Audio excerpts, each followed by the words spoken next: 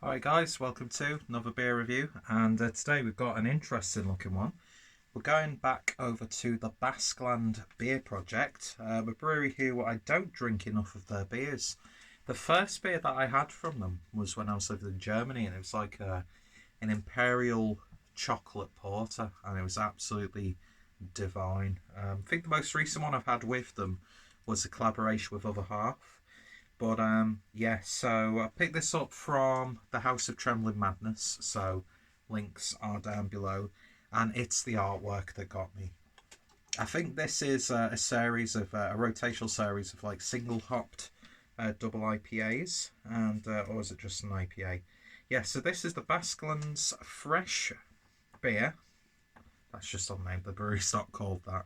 And this is the Cream of Idaho 7 IPA, clocking in at 6.6% ABV. Of course, based on the Campbell's soup artwork. I love that.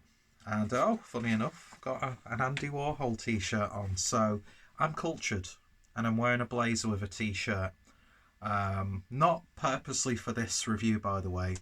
I just thought, you know what, I'm going to throw on a nice Uniqlo red and black check shirt, throw on my Uniqlo blazer, wear my Uniqlo t-shirt. I'm a big fan of the clothing brand Uniqlo, and I've just realised there's a fucking towel hung on my door.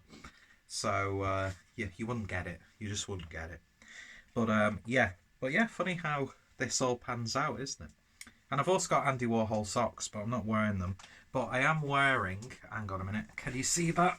Oh, got that up quite high, didn't I? Look at that. Oh, there we are. I can't remember what artwork that is, and I've probably potentially smashed a glass there. The things I do for my art. Anyway, so looking forward to this, and that label is absolutely fantastic. I'm actually really surprised at how high I lifted my foot up then. I used to actually be able to put my foot behind my head, but I only do that now for my OnlyFans account. Anyway, I've not set that up yet. I do have an OnlyFans account, but I've not actually set it up as a creator. And I don't actually subscribe to people on OnlyFans because I'm human scum, apparently. So anyway, beer in the glass then. And yeah, that's a lovely, turbid, slightly orangey, creamy looking beer. It's got a nice level of darkness to it, but it's not too dark, not too bright. Pretty much representative both in person for me and on camera for you. And just shy of a finger's worth of a nice white head. Looking like a nice hazy IPA. So, Idaho 7. I've only really had that beer where it's part of a hop build. So I've not really had, although I did have a Cloudwater beer that had Idaho 7 as its like sort of showcase hop. I can't really remember, and to be honest, I don't know what sort of flavours and aromas you get from Idaho 7 because, as cultured as I am, I'm not very well read on beer. I sound like a proper pompous twat tonight, don't I? Doesn't matter, that's what I'm all about. I'm a twat. I'm a self-proclaimed hipster twat.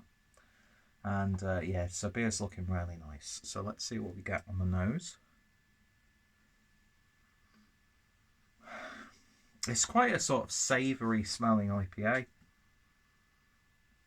A little bit of like a bruised pineapple almost. What the fuck was that?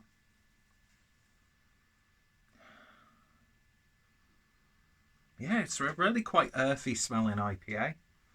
It's not going into that sort of like dank oniony garlicky sort of territory. It's just like a very earthy smelling IPA. No big aromas screaming out of the glass, which is actually a refreshing change. But it's nice. It's got a little hint of a citrus aroma, just very underlining. Well, it smells good, so let's see what it tastes like. Cheers, folks.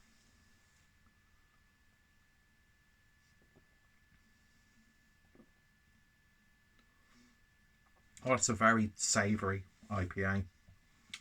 And of course, when you see a beer name of Cream of Idaho 7, you're instantly envisioning a really indulgent, rich, creamy body.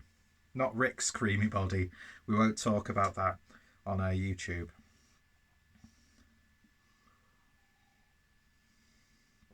And it does have a really nice velvetiness to it, nice smoothness. There's just the right amount of carbonation, just to help dissipate that beer around the mouth. Leaves your tongue nice and oily. Oi oi. But yeah, it's like the aroma suggests, it's a quite savoury, slightly dank IPA. With a little bit of a citrusy bite on the back end. And it does have quite a pronounced bitterness, which is very reminiscent of grapefruit.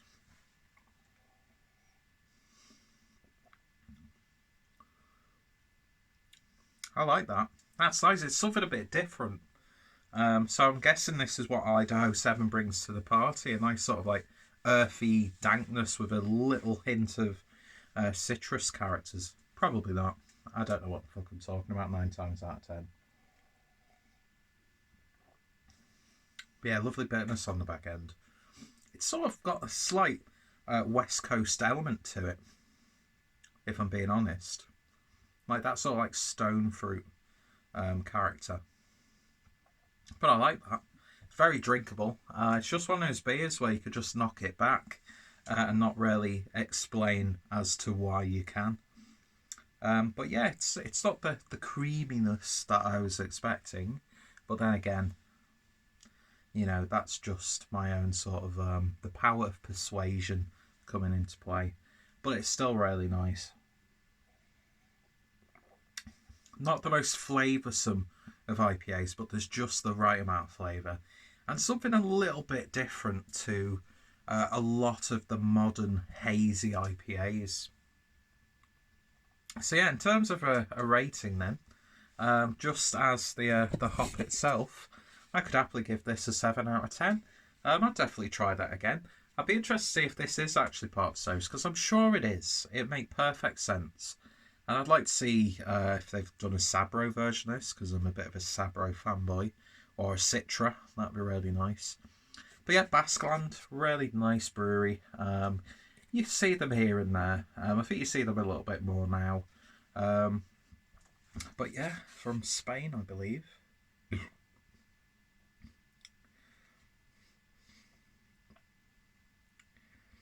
Yeah, lovely stuff indeed. I like that. I just love that artwork. They've done such a good job with it. It looks authentic compared to the Campbell's source material. Really smart that. I really, really do like that. So yeah, 7 out of 10 from me. If you've tried it or any of the others in the potential series, then let me know your thoughts, opinions down below. Are you a fan of Basqueland? Let me know what some of the beers you've had. I have reviewed a couple on the channel, so if you search Clueless Drinker and then Basqueland, you'll find some beer reviews. And yeah, so go check them out on all their social media platforms. If they've got a web shop, I'll of course include that down below as well. And also, if you're in the UK, go check out the House of Trembling Madness. Got my beers within 24 hours. Cannot complain about that. I was trying to think of another expression, but who the fuck cares? Lovely stuff. Thank you guys for watching. You all take care, and I'll see you all later. Cheers.